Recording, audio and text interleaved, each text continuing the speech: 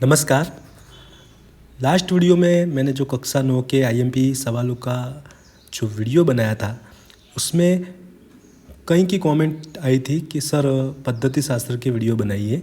तो मैं आज आपके लिए लेकर आया हूँ हिंदी पद्धति शास्त्र, जिसमें हम पद्धति शास्त्र क्या होता है उससे पहले समझेंगे, फिर उसके जो आईएमपी सवाल और जवाब है वह हम जानेंगे। चलो तो आइए शुरुआत करते हैं इस वीडियो की। हिंदी पद्धति शास्त्र।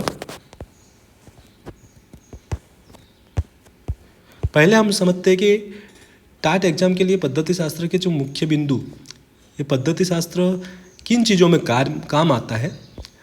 तो शिक्षण विद्या, जैसे कि इसमें विभिन्न विषय जैसे कि गुजराती, हिंदी, सामाजिक विज्ञान को पढ़ाने की विद्या शामिल है।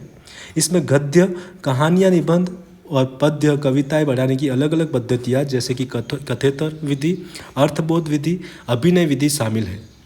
अध्यापन कौशल्य, टीचिंग स्किल्स, शिक्षक को कक्षा में पढ़ाते समय किन कौशल्य का उपयोग करना चाहिए, जैसे कि प्रस्तावना कौशल्य, प्रश्न कौशल्य, व्याख्यान कौशल्य और ब्लैक बोर्ड कौशल्य। हम गुजराती में कहते हैं सूट डटीकरण कौशल्य, प्रश्न प्रवाहिता कौशल्य। वैसे कौशल्य का उपयोग जो है शिक्षक अपने क्लास में करता है। पाठ नियोजन, लेसन प्लानिंग, पाठ योजना कैसे तैयार की जाती है। उद्देश्य निर्धारित करना, सामान्य उद्देश्य, विशिष्ट उद्देश्य। जैसे हम बीएड में जब पाठ आयोजन जब बनाते थे तो इन सब चीज़ों का उपयोग करते थे। और शिक्षण सामग्री, टीचिंग एड्स का उपयोग कैसे करना है, इसका ज्ञान होना आवश्यक है। मूल्यांकन, छात्रों का मूल्यांकन कैसे किया जाए। फॉर्मेटिव एंड समेटिव असेसमेंट और ब्लू प्रिंट कैसे तैयार किया जाता है, इस चीज़ का भी अभ्यास पद्धति शास्त्र में किया जाता है। मनोविज्ञान, साइकोलॉजी, बाल विकास और शिक्षा मनोविज्ञान के सिद्धांत जो शिक्षण अधिगम प्रक्रिया को समझने में मदद करते हैं।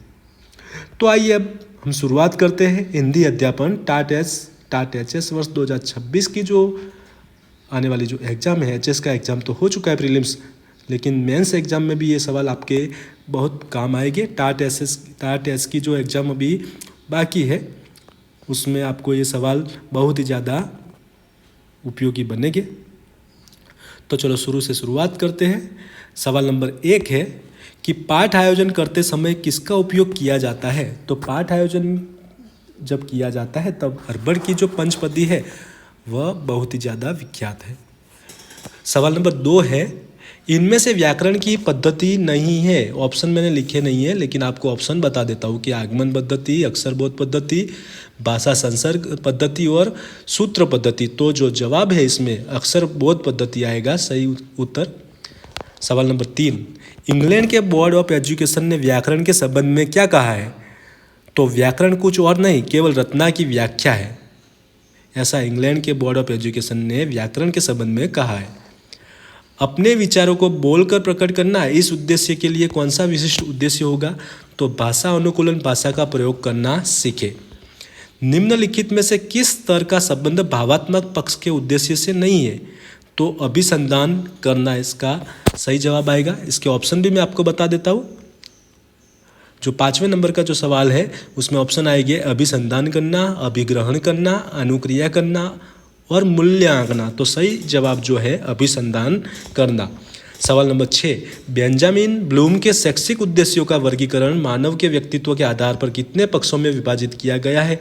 तो 3 पक्षों में वर्गीकरण किया गया है बेंजामिन ब्लूम का, कॉग्निटिव, अफेक्टिव, साइकोमोटर। एक भाषा शिक्षक पठन के समय भाषा शिक्षण के किन लक्ष्यभूत कौशल्य का प्रयोग करता है।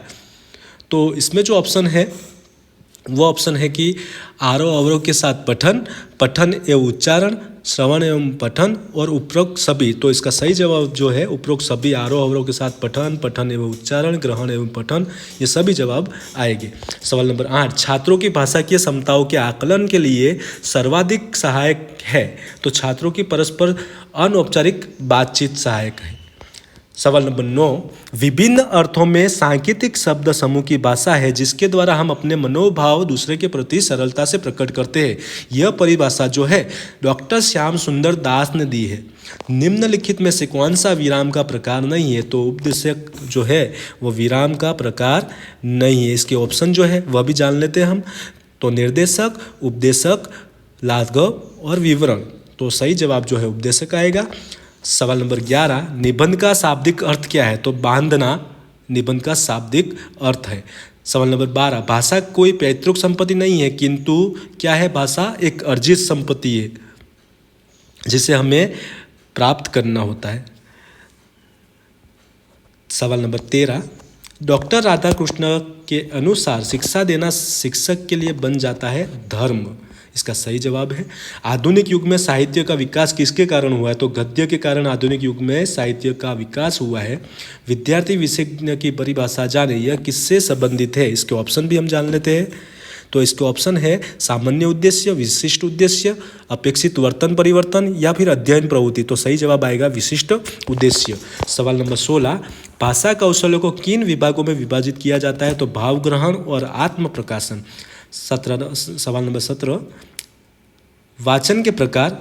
तो वाचन के प्रकार है सस्वर और मौन। इसके ऑप्शन जो है नहीं है, लेकिन इसका जो सही जवाब जो है सस्वर और मौन बनेगा। सवाल नंबर 18, मूल्यांकन अध्ययन के साथ साथ निरंतर चलने वाली प्रक्रिया कौन सी नहीं है? तो प्रायोगिक कसौटी करना। ऑप्शन थे मौखिक कसौटी करना, लिखित कसौटी करना, सैद्धांतिक कसौटी करना। तो जवाब जो है प्रायोगिक कसौटी करना सही उत्तर बनेगा। काव्य शिक्षण की प्रणालियों में से कौन सी नहीं है? तो ऑप्शन जो है इसके समीक्षा प्रणाली, तुलना प्रणाली, गीत तथा अभिनय प्रणाली और व्यक्ति प्रणाली। तो व्यक्ति प्रणाली जो है वह काव्य शिक्षण की प्रणाली नहीं है। निम्नलिखित प्रत्यक्ष विधि का विशेषता कौन सी नहीं है? तो सही जवाब जो है अक्षर ज्ञान की अपेक्षा। हिंदी भाषा शिक्षण के अंतर्गत श्रवण क्षमता के विकास में किस शक्ति का समावेश नहीं होता? तो सुनकर बोलने की शक्ति। वाचन एक ऐसा साधन है कि जिसके द्वारा मानव अर्जित ज्ञान की संपूर्ण विरासत में प्रवेश पा सकता है। यह विधान किसका है? तो ल्यूइस का यह विधान है। सवाल नंबर 24, गलत विधान पहचानिए। जो विधान जो है 3 विधान सही दिए होंगे और एक विधान गलत है। आइए देख लेते हैं कि ऑप्शन कौन से है। तो वाचन एक मनोशारीरिक क्रिया है। संज्ञा और ध्वनि के द्वारा किए गए अर्थघटन को शक्ति का वाचन कहते हैं। वाचन के प्रक्रियागत प्रकार में आदर्श वाचन समाविष्ट है और मौन वाचन के शांत वाचन भी कहा जाता है। तो सही जवाब जो है वाचन के प्रक्रियागत प्रकार में आदर्श वाचन समाविष्ट है, वह गलत विधान था, बाकी सब सही विधान थे। वाचन शिक्षण की किस विधि को देखो और कहो विधि भी कहा जाता है? तो शब्द विधि को देखो और कहो विधि भी कहा जाता है। छात्रों के लेखन कार्य की गलतियों को सुधारने का कार्य ज़्यादा असरकारक तब हो सकता है जब शिक्षक प्रतीकों का उपयोग करके गलतियों का निर्देश करे जिसे छात्र सुधार करे। शब्दार्थ शिक्षा के लिए कौन सी युक्ति उचित नहीं रहेगी? तो शिक्षक शब्द का अर्थ देकर फलक बोर्ड पर लिख दे, वह शब्दार्थ शिक्षा के लिए युक्ति जो है उचित नहीं है। सवाल नंबर 28, अधिगम सीखना अनुभव के परिणाम स्वरूप व्यवहार में परिवर्तन द्वारा व्यक्त होता है। परिभाषा देने वाले विद्वान कौन है? तो कौन ब्रेक ने यह परिभाषा दी है। कौन सा विधान सही नहीं है? तो भाषा की नींव में शब्द है। भाषा के 2 प्रकार के प्रकार ये कौन से हैं? तो अभिव्यक्ति एवं वाचन। शिक्षक शाहजहां के विषय में पढ़ाते समय ताजमहल से शुरू करता है। शिक्षक ने किस शिक्षण सूत्र का उपयोग किया? तो ज्ञात से अज्ञात की ओर। ऐसा ही सवाल जो है टाट एचएस की 2026 की अभी जो प्रीलिम्स एग्जाम थी 12 तारीख को, उसमें पूछा गया था यही सवाल। पाठ्य सामग्री का अर्थघटन कर उसकी योग्यता विषय में निर्णय दे सकेगा शिक्षार्थी में यह अपेक्षित व्यवहार परिवर्तन किस उद्देश्य पर आधारित है? तो मूल्यांकनात्मक उद्देश्य। आगमन पद्धति से अध्ययन करते समय क्रमशः 4 सोपानों को अनुभव करना पड़ता है। तो इसका उत्तर जो है उदाहरण प्रस्तुति, निरीक्षण, नियमीकरण और परीक्षण। शिक्षक को किसी अपारदर्शक वस्तु को बड़ा बनाकर पर्दे पर प्रस्तुत करना है तो वह किस सामग्री का उपयोग करेंगे? तो एपिडाइस्कोप का उपयोग करेंगे। परोक्ष पद्धति से संबंधित न हो ऐसा विकल्प चुनिए। तो इसके ऑप्शन जो है वो ऑप्शन पहले हम देख लेते हैं। तो ऑप्शन ए अनुवाद को विशेष महत्व देती है, क्रमश सुनना बोलना पढ़ना लिखाना सिखाया जाता है। ऑप्शन सी व्याकरण शिक्षा पर विशेष ध्यान देती है। और ऑप्शन डी मातृभाषा के द्वारा हिंदी भाषा की शिक्षा में विश्वास करती है। तो सही जवाब जो है क्रमशः सुनना बोलना पढ़ना लिखाना सिखाया जाता है परोक्ष पद्धति में। हिंदी व मातृभाषा की रचना में अंतर जान सकेंगे, यह किस उद्देश्य पर आधारित है? तो ज्ञानात्मक उद्देश्य पर आधारित है। वर्ग में एक विद्यार्थी मौखिक अभिव्यक्ति में असमर्थ पाया जाता है तो शिक्षक को क्या करना चाहिए? तो विद्यार्थी से प्रेमपूर्वक संवाद करके मौखिक अभिव्यक्ति के लिए प्रेरित करना चाहिए। वर्तमान शिक्षा जगत में वाचन की शिक्षा के लिए कौन सी विधि उचित है? तो समवेत पाठ विधि। अशुद्ध लिखावट दूर करने का उपाय कौन सा है? अच्छे लेखन वाले छात्रों के नमूने बताना एवं वर्ग में उनकी प्रशंसा करना। विद्यालयों में भाषा शिक्षा का आरंभ किससे होता है? तो मौखिक भाषा की शिक्षा से होता है। लॉर्ड मैकॉले ने भाषा शिक्षण के लिए किस तथ्य को स्वीकार किया है? तो किसी भी भाषा का पंडित वही हो सकता है जिसने पहले भाषा और बाद में व्याकरण सीखा हो। भाषा शिक्षण का सबसे महत्वपूर्ण गुण होना चाहिए शुद्ध उच्चारण, जो है भाषा शिक्षण का सबसे महत्वपूर्ण गुण है। किसी भी भाषा को सीखने का मूल आधार क्या है? तो श्रवण। वाचन के लिए आवश्यक है उच्चारण शुद्धि, गति, विराम चिन्ह, आरोह अवरोह, भाव और आत्मविश्वास। हिंदी के शिक्षक को क्या ज्ञान होना चाहिए? तो इसके पहले ऑप्शन हम जान लेते हैं। सवाल नंबर जो 45 है उसमें ऑप्शन ए भाषा तत्वों का ज्ञान, साहित्य का ज्ञान, विषय में रुचि, और ऑप्शन 4 1 2 और 3। तो इसका जो सही जवाब आएगा ऑप्शन डी 1 2 और 3, क्योंकि भाषा तत्वों का ज्ञान भी होना चाहिए, साहित्य का ज्ञान भी होना चाहिए और विषय में रुचि भी होनी चाहिए। भाषा शिक्षण में सबसे पहली प्रक्रिया कहाँ से शुरू होती है? तो श्रवण से ही भाषा प्रक्रिया में सबसे पहली शुरू क्रिया होती है, क्योंकि जब कोई छात्र जो है वह कोई चीज़ सुनेगा तभी वह चीज़ समझेगा, ग्रहण करेगा, वह कुछ उसका प्रत्युत्तर दे पाएगा। तो सबसे पहला भाषा शिक्षण के लिए जरूरी है श्रवण। भाषा शिक्षण कहाँ से प्रारंभ होता है? तो वाचन से शुरू होता है।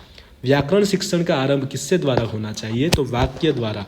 कौन सी प्रणाली मनोवैज्ञानिक और शिक्षा वैज्ञानिक है? तो आगमन प्रणाली। मौलिक चिंतन किसके द्वारा संभव है? तो मातृभाषा से।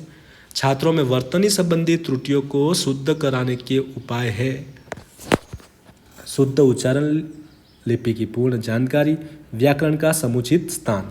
सवाल नंबर 52 भाषा शिक्षा में दृश्य श्राव्य साधनों का मुख्य प्रयोजन है छात्रों की विभिन्न इंद्रियों को क्रियाशील बनाना। हिंदी भाषा किस लिपि में लिखी जाती है? तो देवनागरी। शिक्षक ने चित्र दिखाकर शब्द लिखने का निर्देश दिया, यह किस विधि का अनुपालन हुआ? तो साहचर्य विधि। सवाल नंबर 55 मौन वाचन का उद्देश्य है विषय की ग्रहण शक्ति बढ़ाना। गृह कार्य का सिद्धांत है सीखना, उद्देश्य का सिद्धांत, उपयुक्तता का सिद्धांत। सृजनात्मक उद्देश्य से तात्पर्य है उत्तर छात्रों को साहित्य सर्जन की प्रेरणा देना और रचना में मौलिकता लाना। मौखिक और लिखित दोनों अभ्यास कराना क्यों आवश्यक है? तो भाषा और शैली के विकास के लिए। हिंदी शिक्षण के भावात्मक उद्देश्य के अंतर्गत कौन सी बात आती है? तो भाषा और साहित्य में रुचि लेना। सवाल नंबर 60 भाषा का मुख्य कौशल्य है सुनना, बोलना, पढ़ना और लिखना। भाषा कौशल्य का सही क्रम है श्रवण, कथन, वाचन और लेखन, जो है वह सही क्रम है। तो आज हम हिंदी पद्धति शास्त्र का जो ये टॉपिक था उसमें हमने कई अति उपयोगी IMP सवाल और उत्तर देखे।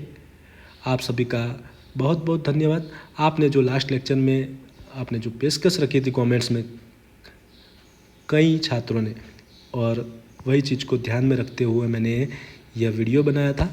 मेरी वीडियो बनाने के लिए जो ये सवाल भेजने की जिसने सहायता की है, वैसे मेरे साथी शिक्षक मित्र प्रवीण महाची का भी धन्यवाद कि उन्होंने इतने अच्छे सवाल जो है एक PDF के तौर पर मुझे सेंड किए थे ताकि मैं वीडियो बना सकूं। अब एक और नए वीडियो के साथ फिर से मिलेंगे। Thank you.